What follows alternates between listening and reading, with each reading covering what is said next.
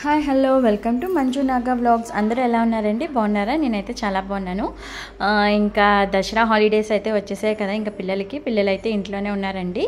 ఇంకా దియా శశితోనే నా డే అంతా అయితే గడిచిపోతుంది. ఇంకా ఎలా అంటే ఇంకా వాళ్ళకి ఏంటంటే శశి వాళ్ళకి ఇంకా ఎగ్జామ్స్ కూడా ఉన్నాయన్నమాట. ఇంకా హాలిడేస్ తర్వాత వాళ్ళకి ఎగ్జామ్స్ అనమాట. ఇంకా వాళ్ళకి రివిజన్స్ అవన్నీ కూడా హోంవర్క్స్ ఇవన్నీ ఇచ్చేశారు. ఇంకా అవి చేయించడం, తన చేత చదివిపించడం. ఇంకా మెయిన్ విషయం ఏంటంటే ఇది నిన్నటి వ్లాగ్ అనమాట, సాటర్డే వ్లాగ్. ఇంట్లో పనులన్నీ ఎలా చేసుకున్నాను ఏంటి. తర్వాత ఈవినింగ్ అయితే మేము అయితే షాపింగ్కి వెళ్ళాము. ఇది దసరా షాపింగ్ కాదండి, దియా బర్త్డే ఉంది నెక్స్ట్ వీక్. దానికోసం అయితే మేమైతే షాపింగ్కి వెళ్ళామన్నమాట. ఇంకా పిల్లలిద్దరిని రెడీ చేసి ఇంక ఇంట్లో పనులు చేసుకొని నేనైతే షాపింగ్కి అయితే వెళ్ళామన్నమాట. ఇంకా మేము యాక్చువల్గా ఏంటంటే ఇంకా హాలిడేస్లో మా అత్తయ్య వాళ్ళ ఇంటికి అయితే వెళ్దాం అనుకున్నాము. ఇంకా కొన్ని డ్యూ టు సమ్ రీజన్స్ వల్ల నేనైతే ఇంక ఇప్పుడు అయితే వెళ్ళట్లేదు. ఇంకా శశి కూడా ఎగ్జామ్స్ ఉన్నాయి. ఇంకా అక్కడికి వెళ్తే ఇంకా మళ్ళీ అక్కడికి వెళ్ళామంటే ఇంకా అస్సలు చదవదు అనమాట. ఇంకా అందుకే ఇంకా తన ఎగ్జామ్స్ అయిన తర్వాత అయితే వెళ్దాం అనుకున్నాము. మార్నింగ్ అయితే ఇంక ఇడ్లీ చేశానండి. ఇడ్లీ రవ్వ ఇడ్లీ కాదనమాట, బియ్యంతో చేస్తాను నేను. అది కావాలంటే ఇడ్లీ ప్లస్ దోశ ఏది కావాలంటే అది వేసుకుంటామని చెప్పాను కదా లాస్ట్ వీడియోలోని. ఇంక ఈరోజు అయితే పిల్లలైతే ఇడ్లీ చేయమన్నారు అనమాట. ఇడ్లీ చేశాను. చూసారు కదా ఎంత సాఫ్ట్గా వస్తాయి. ఇది కొంచెం డిఫరెంట్ టేస్ట్ ఉంటుందండి. బెంగళూరు సైడ్ అయితే బాగా చేస్తారు ఇడ్లీస్. ఇప్పుడు తిరుపతిలో కూడా మనకి దొరుకుతుంది, ఇంక ఇక్కడ కూడా దొరుకుతుంది అనమాట మనకి. ఇలా సాఫ్ట్ ఇడ్లీస్ అంటాం మేమైతే. ఇంకా ఇడ్లీ అది తినడం అయిన తర్వాత ఇంకా పిల్లలకైతే స్నానాలు ఇంకా శశి చేసేస్తుందండి. ఇంకా దియా కొంచెం చిన్నది కదా, ఇంకా దియాకి స్నానం అది చేయించి ఇంకా నాకు కొన్ని బట్టల పనులన్నీ ఉంటాయని చేసుకున్నాను. వాషింగ్ మిషన్లో బట్టలు వేసి ఇంకా కొంచెం ఇల్లది క్లీన్ చేసుకొని ఇంకా శశికి అయితే ఇంకా జెల్ అయ్యి వేసేసాను అనమాట. ఇంకా వేసిన తర్వాత ఈరోజు ఏంటంటే లంచ్లోకి అయితే నేను త్వరగా అయితే అన్నీ ప్రిపేర్ చేసేసుకున్నానండి. 11:30 12కి అయితే లంచ్ కూడా ప్రిపేర్ చేయడం అయిపోయింది. అది అయిపోయిన తర్వాత ఏంటంటే నేను 1:30 వరకు ఏంటంటే పిల్లలతో స్పెండ్ చేస్తానన్నమాట. రోజు వాళ్ళకి ఏదైనా కొంచెం హోంవర్క్స్ అని చెప్పాను కదా, రివిజన్స్ అయితే చాలా ఇచ్చారండి ఈ డేట్ వరకు. యాక్చువల్గా వాళ్ళకి ఏంటంటే 2nd నుంచి హాలిడేస్ అనమాట. 2nd నుంచి 10th వరకు కూడా ఏ రోజు ఏ వర్క్ చేయాలి అనేది రివిజన్ షీట్లో అయితే ఇచ్చారనమాట. ఇంకా రోజు ఒక్కొక్క సబ్జెక్ట్ అయితే తన చేత చేపిస్తున్నాను అనమాట.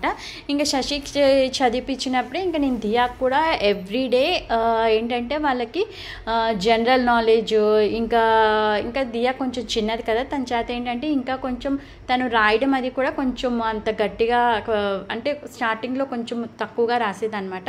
ఇప్పుడు బాగా ప్రాక్టీస్ అయిందనమాట. ఇంకా హాలిడేస్ వచ్చాయి కదా అని వదిలేకుండా హాలిడేస్లో కూడా మనం ఏంటంటే పిల్లలకి ఒక టైం అన్నది పెట్టుకొని మార్నింగ్ ఏంటంటే నేను చెప్తున్నాను కదా 11:30 కల్లా అయితే నేను కంప్లీట్ చేసేసుకుంటాను. మార్నింగ్ ఒక 1 hour, ఈవినింగ్ ఒక 1.5 hour అయితే నేను పిల్లల స్టడీ టైంకి అయితే నేను అలా షెడ్యూల్ చేసుకుంటాను అనమాట. ఇంకా దియా చేత ఏంటంటే రోజు ఆల్ఫాబెట్స్ అనమాట, capital letters, small letters, numbers 1 నుంచి 100 వరకు, ఇంకా వీక్స్, మంత్స్, ఇంకా తన నేమ్ ఎలా రాస్తుంది, ఇంకా ONE1, ఇంకా అలాగనమాట. వాళ్ళ టెక్స్ట్ బుక్లో జనరల్ నాలెడ్జ్ ఉండేవన్నీ కూడా తనకైతే నేను రోజు రివిజన్ లాగా చేపిస్తాను. అప్పుడు ఏంటంటే పిల్లలకి అలవాటు అయిపోతుంది. ఏ భలే పెట్టుకున్నావే, ఏంటిది అది? బేబీ ఫింగర్సా? గోల్డ్ ఫింగర్సా? నీకు ఇష్టమా?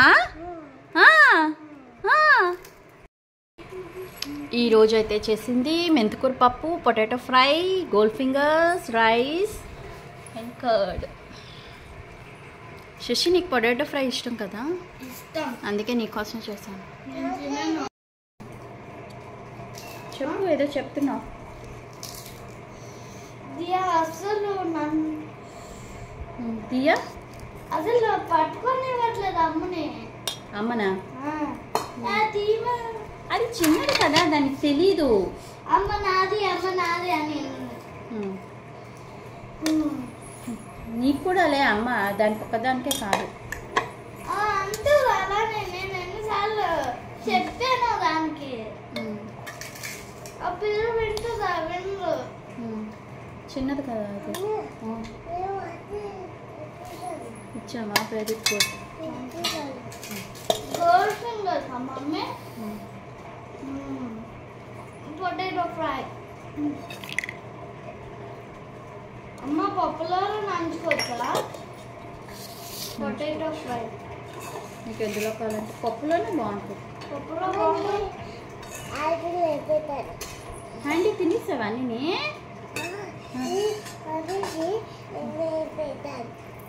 నువ్వు కలుపుకొని తింటావా పొటాటో ఫ్రై కలుపుకొని తింటావా తినే కలుపు మొత్తం కలుపుకూడదు కొంచెం అన్నంలో కలుపుకోవాలి ఇంతే అన్నంలో ఈ అన్నంలో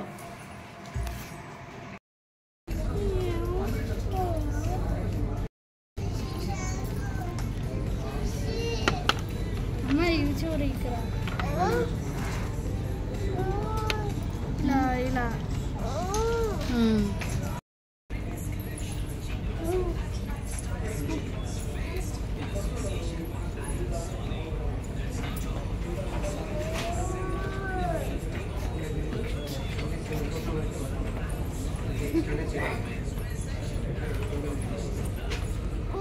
ఇంకా ఫస్ట్ అయితే మేమైతే లైఫ్ స్టైల్కి వెళ్ళామండి యాక్చువల్గా దియాకి కొందామని వెళ్తే పిల్లలు ఉంటాయి కదా ఆ సెక్షన్కి వెళ్తే దియాకి ఏమీ కానీ కాస్ట్ కూడా చాలా ఎక్కువగా ఉంది నేను ఏంటంటే మరీ అంత కాస్ట్ పెట్టడానికి ఇష్టపడినండి ఎందుకంటే వాళ్ళు వేసుకునేది ఎప్పుడో మా దాంట్లో జరిగే కూడా ఫంక్షన్స్ అవి కూడా ఎప్పుడెప్పుడో జరుగుతూ ఉంటాయి అందుకని నాకు అంత కాస్ట్ పెట్టడం అయితే నచ్చదు ఇంకా దియాకి చూద్దామని వెళ్తే దియాకి ఏమీ కుదరలేదు ఇంకా శశికి అయితే ఒకటైతే క్యాజువల్గా తీసుకున్నాను క్యాజువల్ డ్రెస్ ఒకటి తీసుకున్నాను అనమాట ఇంకా అది అయిపోయిన తర్వాత చెన్నై షాపింగ్ మాల్కి అయితే వెళ్ళామన్నమాట అది కూడా కొంచెం దగ్గరలోనే ఉంటుంది లైఫ్ స్టైల్ కొంచెం దగ్గరలోనే ఉంటుందని ఇంకా చెన్నై షాపింగ్ మాల్కి అయితే వెళ్ళాము చెన్నై షాపింగ్ మాల్లో అయితే ఎంత రష్ ఉందంటే అంత రష్ ఉందండి ఇంకా మళ్ళీ డ్రెస్సెస్ మీద కానీ శారీస్ మీద కానీ ఇంకా వాళ్ళ చెప్పిన రేట్ అయితే ఉంది కానీ ఇంకేమీ డిస్కౌంట్స్ ఏమీ అయితే పెట్టలేదన్నమాట ఇంకా అందుకే వాళ్ళు ఏం చేస్తున్నారంటే గిఫ్ట్స్ ఐటమ్స్ అని ఏవో కొన్ని గిఫ్ట్ ఐటమ్స్ అయితే ఇస్తున్నారనమాట మనం 1000 పర్చేస్ చేసామనుకోండి